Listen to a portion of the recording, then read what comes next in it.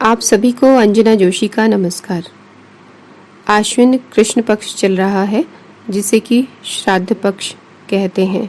श्राद्ध पक्ष ही पितृपक्ष है क्योंकि श्रद्धा से पितरों को जो कुछ दिया जाता है उसी के लिए इसका नाम श्राद्ध पक्ष पड़ा है।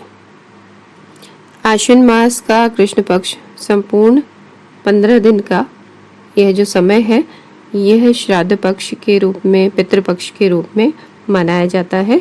इस पक्ष में पितरों को उनकी जो तिथि है पुण्य तिथि जो उनकी मृत्यु तिथि है उसमें श्राद्ध करके उनके निमित्त अन्न और वस्तुओं का दान किया जाता है, उनको जल से तर्पण किया जाता है। इस पक्ष में अन्य वस्तुओं भोज्य पदार्थ आदि के दान का भोजन करवाने का विधान है और जो तर्पण है वह वर्ष भर उनकी जो तिथि होती है उसमें किया जाता है। ऐसा बहुत लोग करते हैं। पितृपक्ष में जो पितरों की पुण्य तिथि है उस दिन श्राद्ध कर्म किया जाता है जिसमें कि उनके प्रिय भोज्य पदार्थों को नियम से बनाया जाता है, उसका पिंड बना करके दिया जाता है, उसमें गौ बलि दी जाती है, काक बलि दी जाती है। इस प्रकार 5 प्रकार की बलियां दी जाती हैं, ब्राह्मण को भोजन करवाया जाता है। लेकिन पूरे पितृपक्ष में प्रतिदिन पितरों को तर्पण करने का विधान है, अर्थात जिस दिन तिथि है उस दिन श्राद्ध किया जाता है, बाकी जो तर्पण है वो श्राद्ध पक्ष में प्रतिदिन किया जाना चाहिए। जैसा कि आप सभी जानते हैं कि जो प्रत्येक अमावस्या है, जो अमावस्या तिथि होती है उसमें भी सभी जो पितृ हैं उनके लिए श्राद्ध कर्म का विधान है। किंतु यह जो अमावस्या है आश्विन मास की, इसमें तर्पण का और श्राद्ध करने का अत्यंत महत्व माना जाता है। इस दिन श्रद्धा से दान और पुण्य करने का बहुत महत्व है और इससे पितृ प्रसन्न होते हैं। आश्विन मास की जो अमावस्या है उसे सर्व पितृ अमावस्या कहते हैं। इसमें अपने पितृ के अलावा जो ब्राह्मण जन है वे इस दिन सभी जो भी ज्ञात अज्ञात कोई लोग हैं जिन्हें वे जानते थे, जो उनके प्रिय थे, उन सभी के निमित्त दान करते हैं। इसके अतिरिक्त जो नवमी तिथि है वह माता के श्राद्ध के लिए कही जाती है। माता अर्थात जो आपके पितरों में महिलाएं हैं उनका श्राद्ध इस दिन किया जाता है। ऐसा कहा गया है, आयु प्रजा धनम वित्तम स्वर्गम मोक्षम सुखानि च प्रयच्छन्ति तथा राज्यम प्रीता नृणाम पितामहा। इस प्रकार पितरों के लिए श्राद्ध करने से सभी प्रकार के सुख और मोक्ष की प्राप्ति शास्त्र में कही गई है।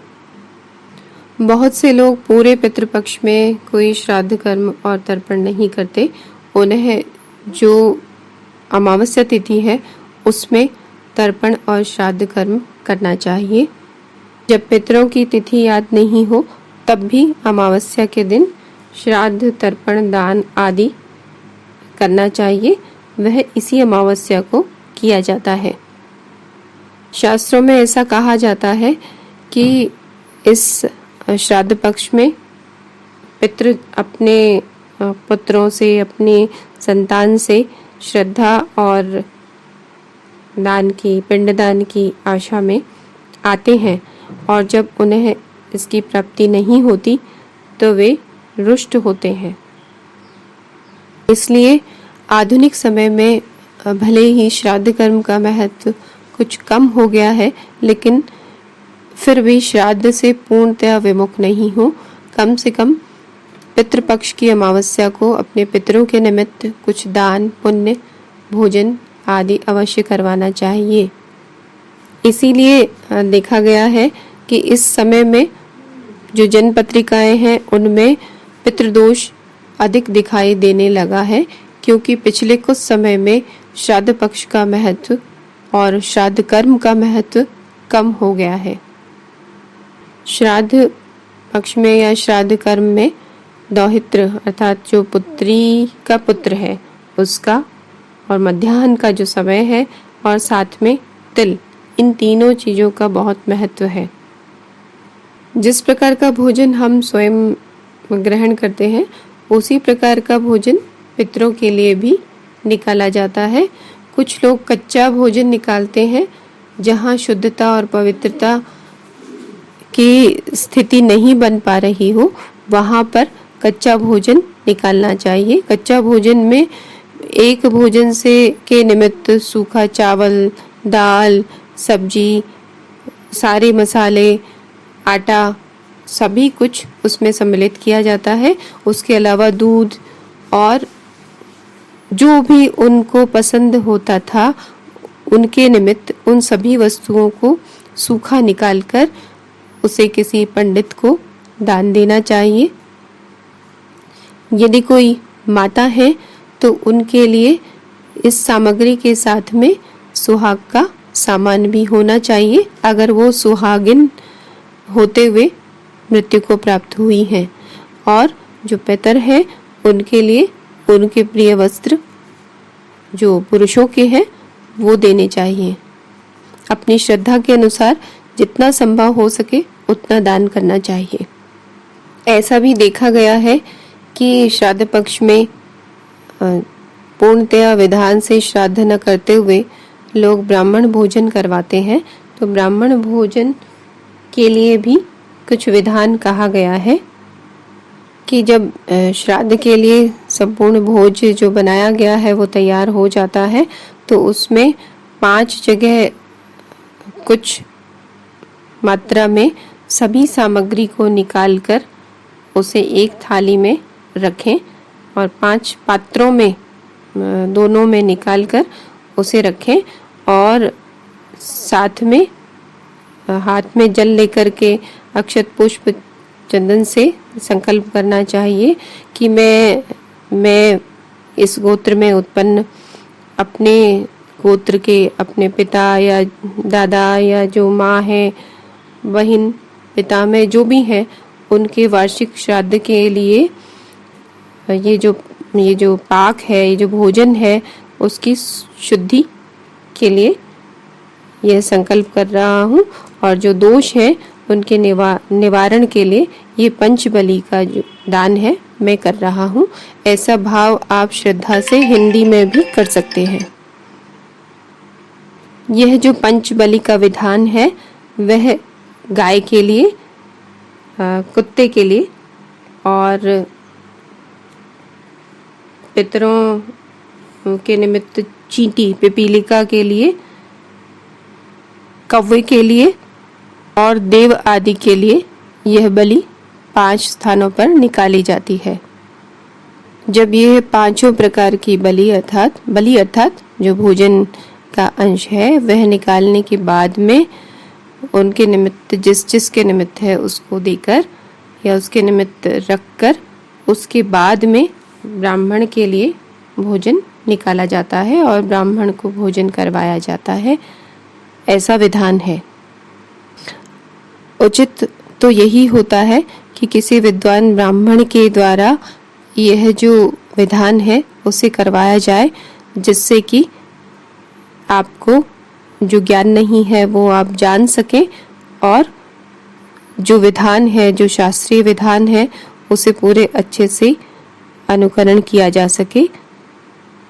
कहने का तात्पर्य यह है कि केवल भोजन बना करके पितरों के निमित्त कौवे और गाय को दे करके और चींटियों को डाल के सिर्फ ब्राह्मण को भोजन करवा देना मात्र ही महत्वपूर्ण नहीं है। कहीं कहीं पर तो भोजन बनाकर, सभी प्रकार के पाकान्न बनाकर सिर्फ ब्राह्मण को भोजन करवा दिया जाता है, उसके बाद घर के अन्य लोग भोजन कर लेते हैं। श्रद्धा महत्वपूर्ण है, यह सही है, लेकिन जिस शास्त्रीय विधान के आधार पर हम पितृपक्ष में अथवा अन्य तिथियों पर श्राद्ध करते हैं उसी शास्त्रीय विधान में पंचबलि का विधान भी कहा गया है। तो यह पंचबलि करने के बाद में भोजन शुद्ध माना जाता है और उसके बाद में ब्राह्मण को भोजन करवाया जाता है। इसलिए अभी भी परंपरा अनुसार किसी विद्वान पंडित के द्वारा श्राद्ध कर्म और तर्पण करवाकर फिर ब्राह्मण को भोजन करवाना चाहिए। तो निश्चय ही पूर्ण पितरों का आशीर्वाद प्राप्त होगा और पितरों को भी उनके निमित्त किए गए कार्य का संतोष और तृप्ति प्राप्त होगी।